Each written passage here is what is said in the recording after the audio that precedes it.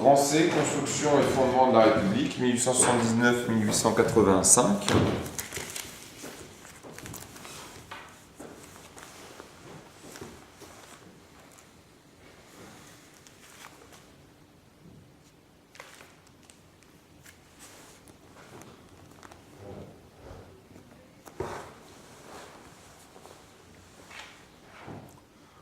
En quelques années, les leaders républicains, Gambetta et Ferry, allaient poser les fondements de la République. Ferry s'attela immédiatement à la construction de ce qu'il paraissait aux démocrates comme le fondement principal de la démocratie républicaine, une école gratuite, laïque et obligatoire. Cette école républicaine devait forger la nation en inculquant aux enfants et aux adolescents le sentiment national et l'attachement aux valeurs fondamentales de la Révolution.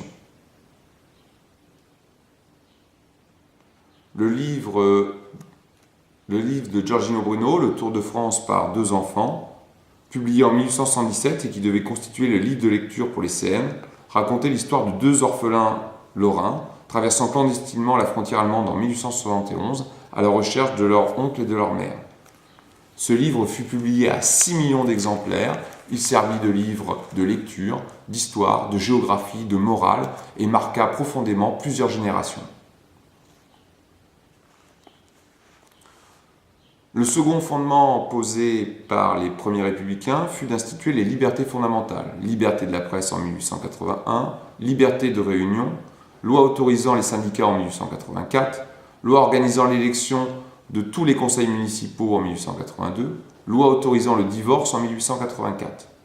Au total, ce fut en quelques mois une œuvre considérable qui devait garantir les droits du citoyen en matière politique et sociale. Pour finir, les républicains ont également donné à la République certains fondements symboliques, mais d'une grande importance. Dès février 1979, moins d'un mois après le départ de MacMahon, la Marseillaise devient l'hymne officiel, et à la fin de cette même année, les deux chambres se réinstallent à Paris. Les députés votèrent également à l'été 1979 une loi d'amnistie pour les anciens communards. Le 14 juillet devint fête officielle, le 14 juillet devint fête nationale, et fut commémoré pour la première fois depuis la Révolution française. Le pays tout entier se couvrait alors de statues de Marianne et les rues de la République firent leur apparition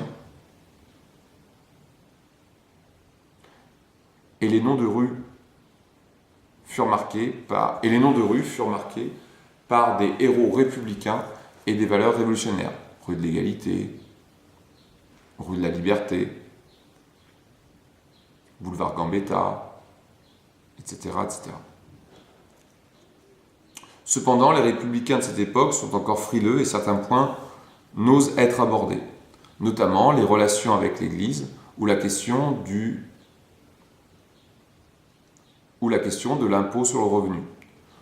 La question sociale apparaît comme marginale et dangereuse à aborder.